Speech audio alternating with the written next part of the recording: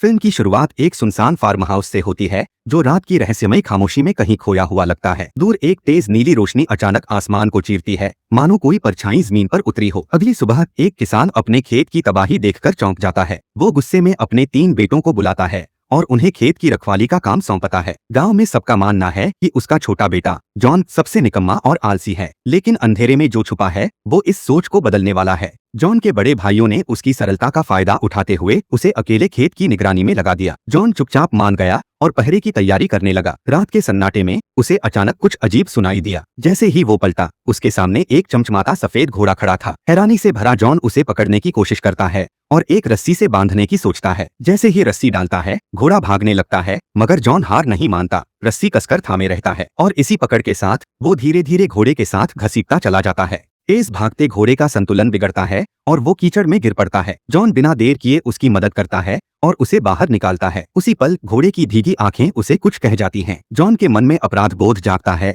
और वो कसम खाता है कि वो अब इस जगह से दूर रहेगा। घोड़ा चुपचाप उसकी तरफ देखता है, जैसे शुक्रिया कह रहा हो, और फिर धीरे धीरे गायब हो जाता है। घर लौटते वक्त जॉन को खेत से फिर वही अजीब सी आवाज सुनाई देती है। जब वो वहां पहुंचता है तो 2 घोड़े जंजीरों में बंधे मिलते हैं। इससे पहले कि वो कुछ समझे, एक रहस्यमय आवाज कहती है, ये तुम्हारे विश्वास का इनाम है। जैसे ही जॉन पीछे मुड़ता है, उसके सामने एक नन्हा घोड़ा खड़ा होता है। उसका नाम फोइल है। फोइल बताता है कि वो उसी घोड़े का बेटा है जिसे जॉन ने रात को बचाया था। वो कहता है, मेरी माँ ने तुम्हारे लिए एक उपहार भेजा है क्योंकि तुमने उसका भरोसा जीता। जॉन मुस्कुरा उठता है। तभी उसे अपने पिता की आवाज सुनाई देती है। वो जल्दी से बाहर जाता है और उन्हें अंदर आने से रोकने की कोशिश करता है। जब पिता चले जाते हैं, जॉन फोइल पर सवार होता है। फोइल जैसे ही दौड़ना शुरू करता है, उसकी गति देखकर जॉन की आंखें हैरानी से फैल जाती हैं, मानो जमीन नहीं बादलों पर दौड़ रहे हों। नन्हा घोड़ा तेज सीटी जैसी आवाज निकालता है और कुछ ही देर में 2 चमकदार घोड़े अस्तबल से बाहर आ जाते हैं। जॉन के मन में आता है कि इन घोड़ों को बाजार ले जाकर बेचे। जब वह उन्हें लेकर वहां पहुंचता है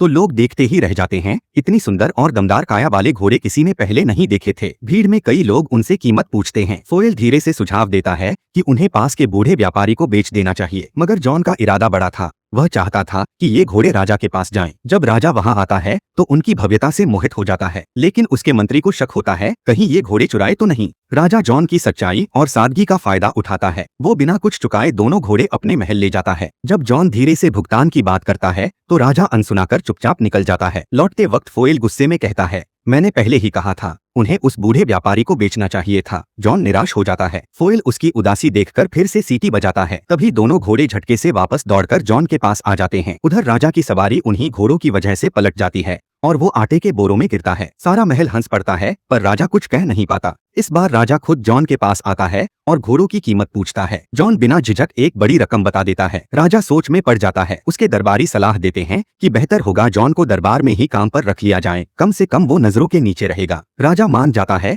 और जॉन को एक खास पद की पेशकश करता है। जॉन प्रस्ताव स्वीकार कर लेता है और महल में काम शुरू करता है। लेकिन राजा का चतुर सहायक एक नई चाल चलता है। वो कहता है, इससे फीनिक्स पक्षी मनवाओ, आग में जन्म लेने वाला दुर्लभ प्राणी। शायद ये काम जॉन से ना हो पाए। राजा अपने मंत्री की चाल से खुश होता है और जॉन को आग के पक्षी को लाने का आदेश देता है। ये एक तरह से उसे धीरे धीरे खत्म करने की साजिश होती है। जॉन बिना डर के हामी भर देता है। जब फोइल को इसका पता चलता है तो वो चिंतित हो जाता है। वो जॉन को सावधान करता है, जो भी उस पक्षी की तलाश में गया लौटकर कभी नहीं आया। लेकिन जॉन अब पीछे नहीं हटना चाहता था। वो इसे अपनी इज्जत की लड़ाई मान चुका था। फोइल उसकी मदद का फैसला करता है। वो उसे एक रहस्यमय जंगल में ले जाता है जहां वो एक खास तरह का सपना नट दिखाता है। ये वही नट थे जिन्हें खाकर आग का पक्षी गहरी नींद में चला जाता है। फोइल की मदद से जॉन ने वह खास अखरोट जमा किए और उन्हें धरती पर रख दिया। फोइल ने बताया कि आग के ये पक्षी जमीन के नीचे रहते हैं और जब इन अखरोटों की खुशबू उन्हें सतह तक खींच लाती है। कुछ ही देर में मिट्टी का पति है और एक चमकदार आग से सना पक्षी जमीन फाड़कर बाहर आता है। वह अखरोट खाने लगता है, लेकिन जैसे ही जॉन उसे पकड़ने बढ़ता है, पक्षी जाग जाता है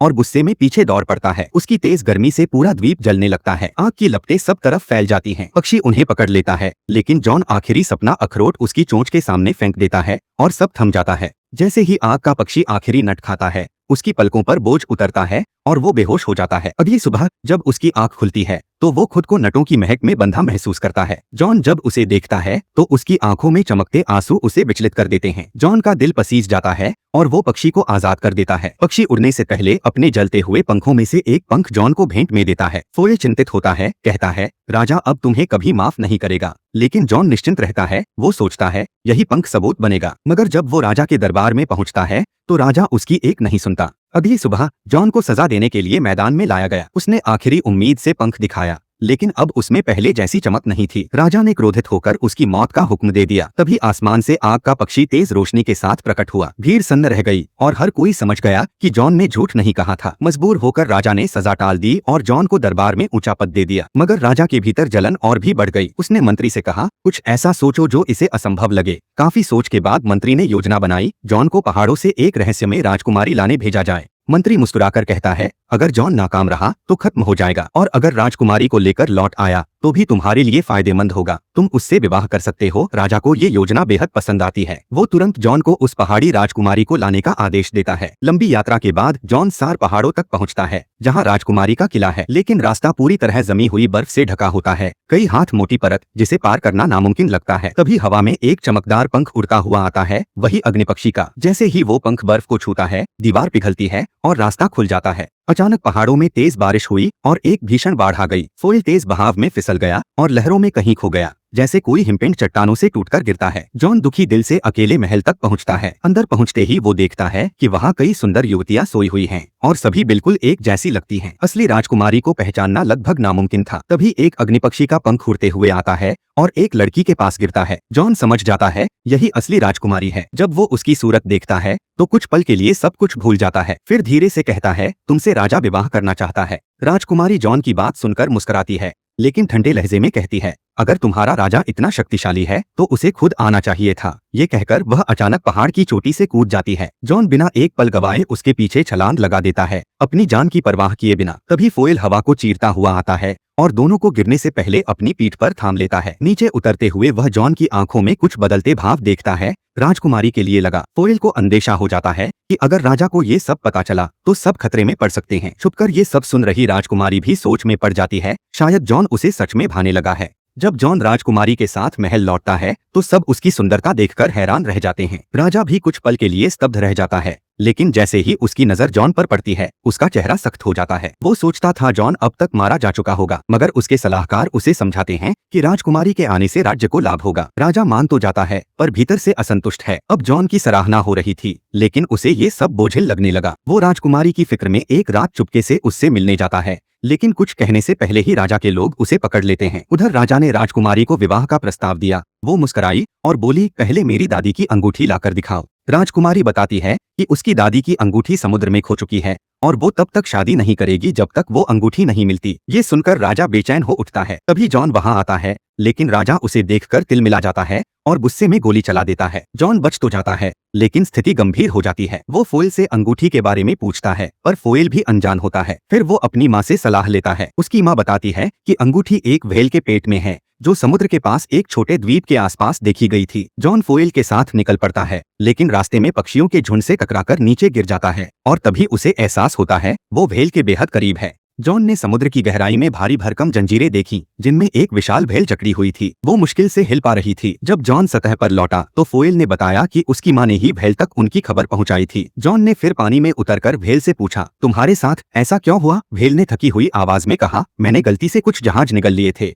इसलिए लोगों ने मुझे कैद कर लिया। अब मैं अपनी भूल सुधारना चाहता हूँ। जॉन को उसकी हालत देखकर तरस आ गया। उसने सोचा अगर वो व्हेल को ठीक से छींकने में मदद कर सके तो शायद वो सब जहर, तकलीफ और अंगूठी बाहर निकाल सके। जॉन की योजना थी कि वह व्हेल की नाक में जाकर उसे अंदर से गुदगुदाए ताकि वो जोर से छींक सके। जैसे ही वो ऐसा करता है, व्हेल जोरदार छींक मारता है और उसके पेट से कई जहाज बाहर निकल आते हैं। सब हैरान रह जाते हैं। राहत की सांस लेकर व्हेल गहराई में लौट जाता है। तभी जॉन को अंगूठी की याद आती है और वो मायूस हो जाता है। व्हेल अब जा चुका था। तभी एक केकड़ा रेंगता हुआ आता है। उसके पंजे में वही अंगूठी चमक रही होती है। वो कहता है, व्हेल ने ये तुम्हारे लिए भेजी है। वो समझ गया था कि तुम्हारा दिल सच्चा है। जॉन और फोयल राजकुमारी के पास लौटते हैं और देखते हैं कि फायरबर्ड को एक इमारत से बांध रखा गया है। जब जॉन राजकुमारी को वो अंगूठी देता है तो उसकी आंखों में कुछ बदल जाता है। उसे एहसास होता है कि जॉन उसके लिए जान भी दे सकता है। उसी वक्त महल का एक आदमी फोएल पर माइक्रोस्कोप से नजर रख रहा होता है। जैसे ही वह फोएल को बोलते सुनता है उसे वो कोई शैतानी जीव लगता है। डर और शक में वह राजा को जगाता है और सब फोएल को पकड़ने निकल पड़ते हैं। राजा जैसे ही उसे राजकुमारी की खिड़की के पास देखता है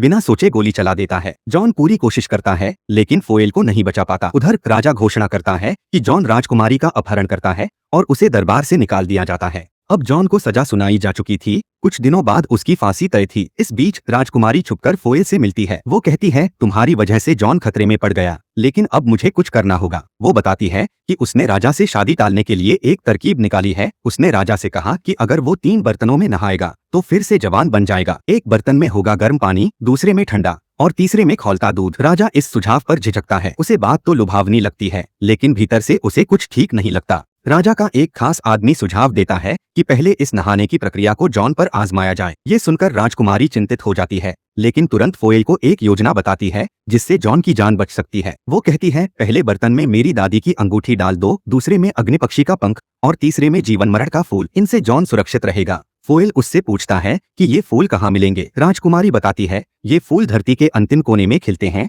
फोएल चिंतित होता है, इतनी दूर जाना बहुत समय लेगा। राजकुमारी मुस्कुराकर कहती है तुम्हारी रफ्तार ही हमारी उम्मीद है। फोएल जख्मी होने के बावजूद जीवन मरण का फूल लाने के लिए उड़ पड़ता है। इधर महल में अगले सुबह 3 बर्तन तैयार हो जाते हैं। राजा सबके सामने खुद को उदार दिखाने का मौका देखता है और कहता है मैं जॉन को एक और जीवन दान दे रहा हूँ। अगर वो ये प्रक्रिया सफलतापूर्वक पूरी करता है तो उसे माफ कर दिया जाएगा। फिर वह बिना देर किए जॉन को पहले बर्तन में धकेल देता है। किसी को न पता था राजकुमारी ने चुपचाप अपनी दादी की अंगूठी पहले बर्तन में डाल दी थी। अंगूठी की शक्ति से जॉन सुरक्षित बाहर निकलता है और दूसरे बर्तन की ओर बढ़ता है। तभी पास में बंधा आग का पक्षी जोर जोर से चीखने लगता है जैसे कुछ बड़ा होने वाला हो। आग के पक्षी की चीख उसके बंधे हुए पंख तक पहुंचती है। पंख का पता है टूटकर उड़ता है और सीधे दूसरे कटोरे में जा गिरता है। अब जॉन तीसरे और आखिरी कटोरे में गिरता है जबकि राजकुमारी की निगाहें बेसब्री से फोएल के लौटने की राह देख रही थीं। उधर फोएल आखिरी कोने तक पहुंच चुका होता है। जैसे ही वो जीवन मरण के फूल के पास पहुंचता है उसे एहसास होता है इस फूल को तोड़ने वाला अपनी जान गंवा देगा। फिर भी बिना झिझके वो फूल तोड़ लेता है।